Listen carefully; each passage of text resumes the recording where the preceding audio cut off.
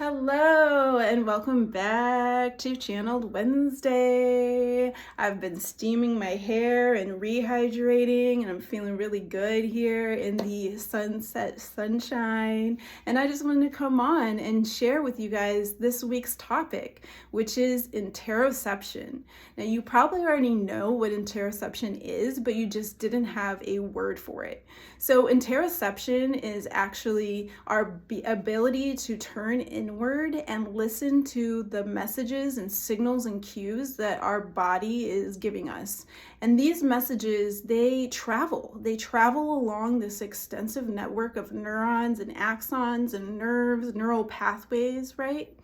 And we have 12 of these nerves that's kind of coming off of our cranium, so our brain. And the 10th one, it comes off of our brainstem and it runs down to our heart and it runs down to our lungs. And this 10th cranial nerve runs down into our gut all the way down there, and that one is called the vagus nerve. So we've probably heard about the vagus nerve, but what are we doing on the day-to-day and throughout our days to nourish and love on and practice being in communion with our vagus nerve? Well, let's go by the 3 areas that the vagus nerve touches. We know it touches the heart, the lungs, and the abdomen. So starting with the heart, we can practice interoception and listen into the messages of our heart by counting our heartbeats. This is a study that scientists use to gauge a person's ability of interoception. And so you can do that by finding your heartbeat over your heart. 2, 3, 4, 5, 6, 7, 8. So I'm counting my heartbeats. Or you can go to the radial side of your wrist and place your fingers there, and you will find that artery that is the main one that you can really feel your heartbeat. Oh, there it goes. And if you're holding your phone, you might have to put your phone down to feel it. But yeah, so that right there is a version of interoception, by turning inward and listening to, feeling into the beat of your heart. Another example of interoception is turning into the breathing, right? Your respiratory system. And this is my favorite and most practiced way of experiencing interoception. And that is because with meditation, I always place focus on the breath first and foremost. And so by acknowledging and being in an experience with the breath in the moment, breathing in through the nose, feeling and hearing that air go up into the nose and into the rest of our system, and breathing out the warm air out of our nose.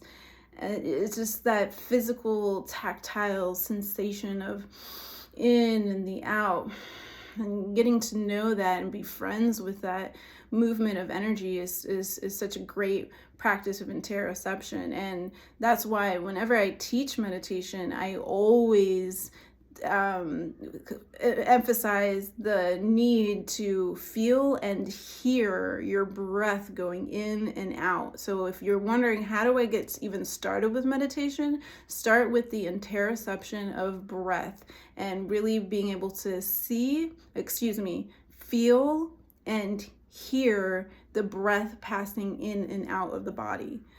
And lastly, our last technique or way of experiencing interoception is listening into our guts, right? So we know that the stomach, the gut, and the intestines is our second brain, and that we actually have more neurons in our gut than we even do in our brain itself. And so by listening into this second brain, we can pick up information like, am I really hungry right now? Or am I practicing emotional eating? Am I feeling like at peace with the vibe that is going on around me? Or is my gut feeling telling me, it's probably not a good place to be or people to be communicating with right now? And so that interoception of the gut is actually one of, I think, I would say my interoception of my heart rate is the least practiced one, but the interoception of my gut is definitely my second least practiced one. And I'm excited this week to check in with what my gut is telling me throughout the day, and just develop a habit around really reaching into that communication system for knowledge and for wisdom of what my brain should do with the information so that I'm leading a healthier and better life that's most aligned with what my body actually wants. And which brings me to the final piece of today's video, which is the emotional capacity for interoception to really take us to the next level when it comes to community. So in this book that I'm reading, The Future is Analog, David Sachs says something that's really interesting to me that is very aligned and in relation to interoception. So the book, The Future is Analog, is all about basically the pandemic and pandemic times, how as a whole we really leaned into a digital landscape. And in this digital landscape, we abandoned so much of what really makes a society or a community healthy, which is the analog experience. And in this analog experience, it's all about texture, it's all about feel, it's all about senses. And we lacked that just looking at a 2D plane of a person in a little box on a screen. And so what David Sachs said to me today, which really ties into interoception, is during that time, we were lacking the emotional, the textures, the feels, the smells, the sights, the touch. We were lacking that emotional piece to learning. And learning is so heavily reliant on an emotional connection, because just like you clicked on this video, you didn't click on this video because I'm teaching you a subject that you can't find anywhere else on the internet.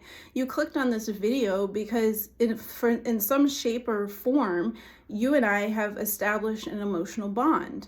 And it's that emotional bond that keeps us coming back to teachers and to subjects and to communities.